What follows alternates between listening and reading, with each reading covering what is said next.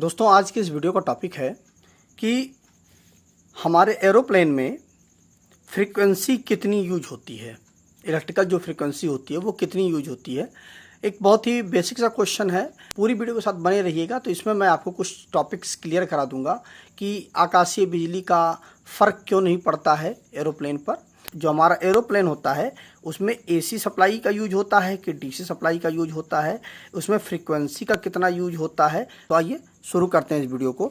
जो हमारा एरोप्लेन होता है उसकी जो आउटर बॉडी होती है, ऊपर की जो बॉडी होती है वह एल्यूमिनियम की बनी हुई होती है जो कि एक कंडक्टर का काम करती है। इसी वजह से जो भी आकाशीय बिजली एरोप्लेन पे गिरती है तो वह क्या होता है कि एक कंडक्टर की वजह से यह पूरी की पूरी जो आकाशीय बिजली होती है वह ख़त्म हो जाती है। और इसके अंदर का जो मटेरियल होता है वो टोटल बहुत ही हाईली इंसुलेटेड होता है, इसलिए पैसेंजर को पता भी नहीं चलता है कि आकाशीय बिजली गिरी है। अब आइए जान लेते हैं कि जो हमारा एरोप्लेन होता है उसमें एसी यूज होता है कि डीसी होता है। हमारे एरोप्लेन में एसी भी यूज होता है और डीसी भी यूज होता है, जिसमें से एसी के लिए हम अल्टरनेटर का उपयोग करते हैं और डीसी के लिए हम जनरेटर का उपयोग करते हैं। क्योंकि अल्टरनेटर हमारा एसी पैदा करता है और जनरेटर हमारा डीसी पैदा करता है।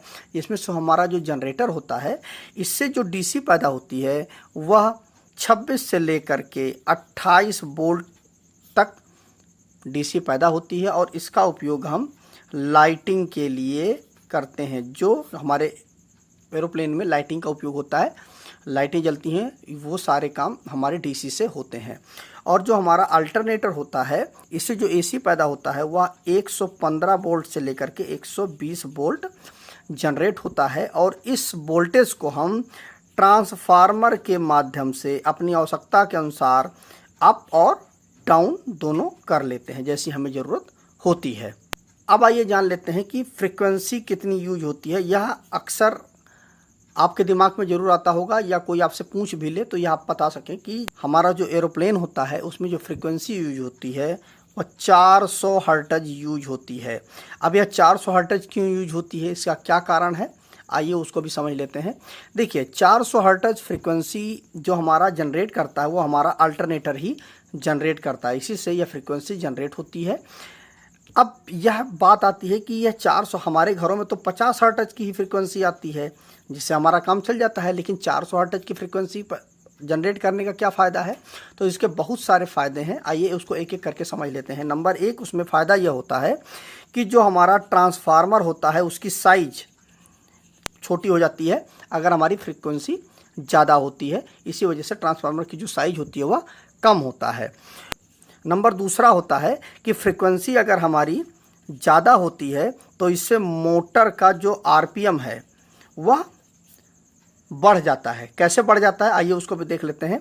देखिए फार्मूला होता है NS = 120F/P होता है, ये फार्मूला होता है। अब मान लेते हैं हम कि हमारी 2 पोल की मोटर है तो = 120 गुणे फ्रीक्वेंसी हमारी कितनी है, 400 हर्ट्ज है हमारे प्लेन की जो फ्रीक्वेंसी है 400 हर्ट्ज है, बटे पोल है हमारे 2।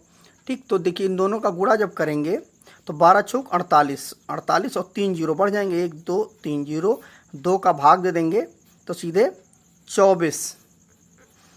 24,000 आरपीएम मोटर की हो जाएगी। ठीक है, तो 2 पोल पर ही हमें 24,000 आरपीएम मिल जाएगा जिससे कि प्लेन को उड़ने में आसानी हो जाती है। और अगर हम यही 50 हर्ट्ज कर देते हैं तो बहुत ही कम आरपीएम हो जाएगा, 3000 आरपीएम के आसपास हमारा आ जाएगा। तो इसीलिए फ्रीक्वेंसी ज़्यादा की जाती है ताकि हमारे मोटर की जो स्पीड है वह ज़्यादा हो सके। और इसके साथ में एक फ़ायदा हमें और मिल जाता है, जो तीसरा फ़ायदा होता है कि अल्टरनेटर में जो वाइंडिंग होती है वह, उसमें जो कॉइलें होती हैं, तार भरे जाते हैं, वह कम भरे जाएंगे और जिसकी वजह से जो हमारा अल्टरनेटर होगा उसकी भी साइज़ छोटी हो जाएगी। तो छोटा अल्टरनेटर ही हमारा जितनी हमें ज़रूरत है उतना काम कर लेगा। तो कुछ ये कारण होते हैं दोस्तों कि हमारे एरोप्लेन में जो फ्रीक्वेंसी होती है वह हाई फ्रीक्वेंसी यूज की जाती है, उससे बहुत सारे फ़ायदे होते हैं। तो अगर दोस्तों वीडियो अच्छा लगा हो तो वीडियो को ज़्यादा से ज़्यादा लाइक कर दीजिएगा, शेयर कर दीजिएगा अपने दोस्तों के साथ, जिससे उन लोगों को इस चीज़ की जानकारी मिल जाए, जो कि काफ़ी इंटरेस्टिंग टॉपिक है ये दोस्तों। और इस वीडियो से संबंधित आपके मन में कोई क्वेरी है, कोई कन्फ्यूज़न है तो उसको भी कमेंट करके ज़रूर पूछेगा। तो मिलते हैं एक नए वीडियो के साथ। नमस्कार दोस्तों।